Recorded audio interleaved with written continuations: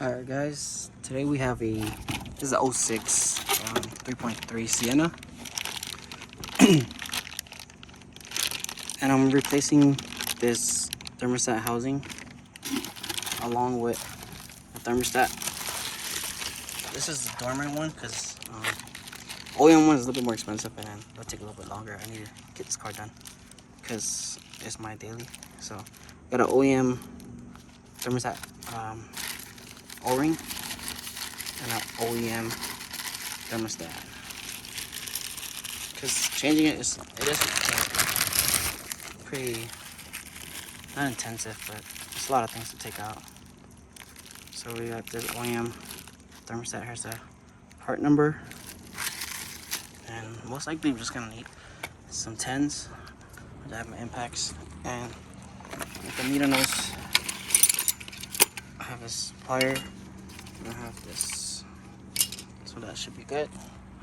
And then basically we're gonna take out these 10s, remove this box, remove this air box cover, and then remove this clamp right here, so we can just leave this back there and then pull out everything in front because we need to get clear down here. We're also gonna need a 14 for the starter because we're gonna remove the starter. We're gonna remove the battery cables because touching the starter, it's gonna be powered, so you gotta remove that. All these little hoses, and yeah, let's get to it. And then we're gonna have to remove this lower coolant hose. This car, it lost coolant when I was driving, and I had the rear T brake on me too, so I thought it was that was the issue, but it wasn't. Well, that was one of the issues, but this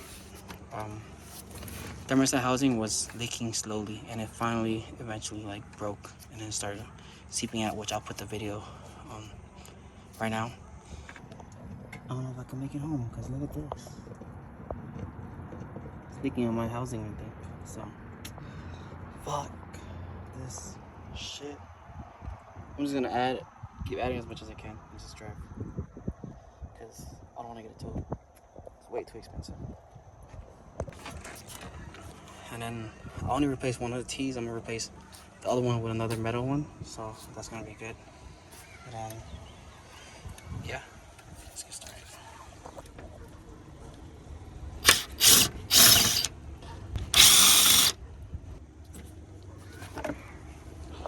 We're also gonna just remove this out the way, and just make sure your car is cooled down too. This car leaked out coolant. It's been sitting for like a day or two already, so okay. I'm just gonna unplug some sensors. You might have to do an idle relearn after unplugging some stuff in the battery, so just keep in mind.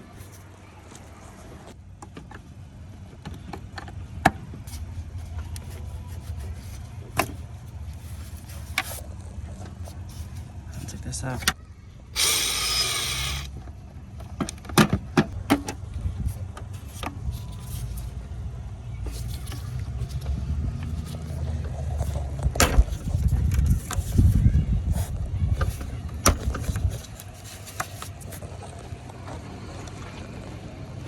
I'm missing a screw.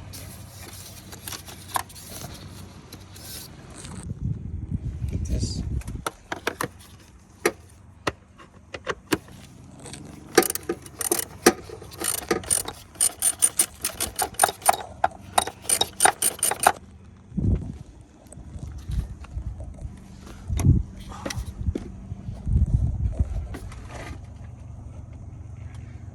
These.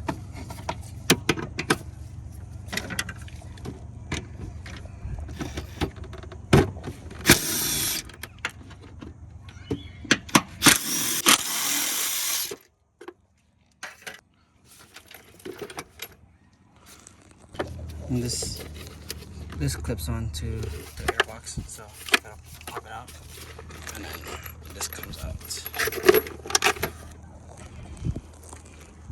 We're gonna go ahead and remove the battery cables and then start taking everything else out. Battery cables are out, so there's no power going to the starter. We're gonna unplug this wire, the O2 sensor. Just gotta squeeze this side and pull. So I'm gonna go ahead and remove this hose.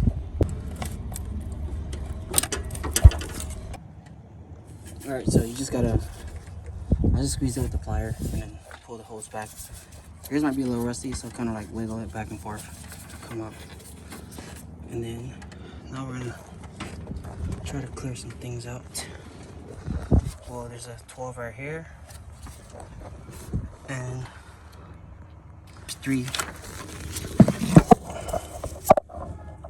There's 110 right there, another one. I'll show it to you guys right there. Well, you see it on the new one. It sits like this, so there's one right there. I think I'm gonna remove the starter, just let it sit back, and then we're gonna start unbolting the thermostat housing. And I need to go back here. I should have removed this anyways, but I can just remove it right here. Just slide it over, but I'll do that after. So yeah, remove the 14s. I'm using this angle wrench. You could use a ratchet too, but my angle wrench fits in here. And I was able to loosen it. Now we're gonna loosen the other side.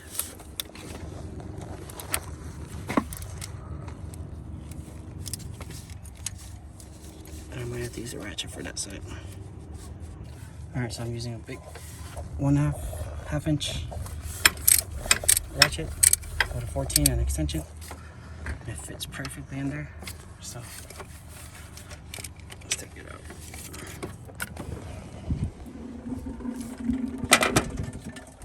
Should be unscrewed by hand, and then we're gonna go after the housing.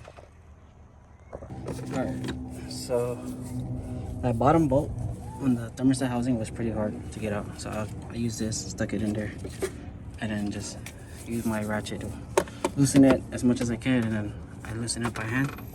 Now it's ready to come out. I'm just trying to figure out where to get up from, or I think it can come out through the front. So let's move the starter out a little bit more. The guy on YouTube, he pulled it out from the front, so I just gotta watch the legs of it.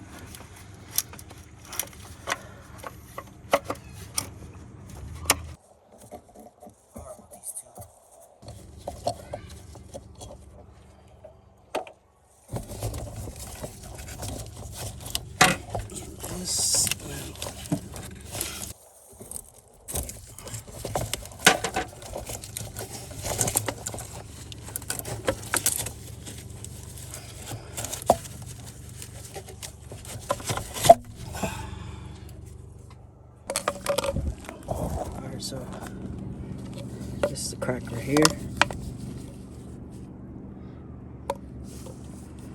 That's where it's leaking from.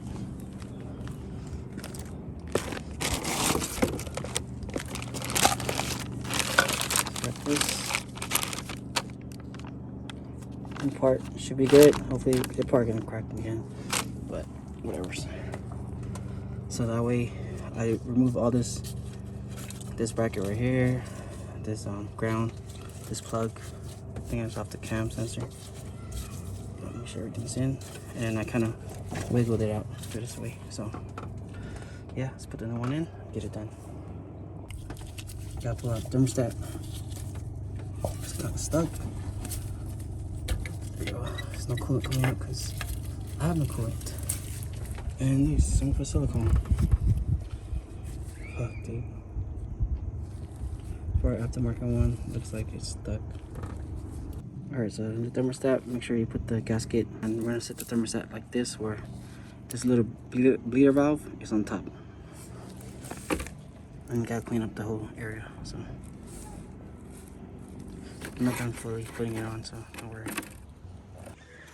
Alright, so this is the part number for this T upgrade.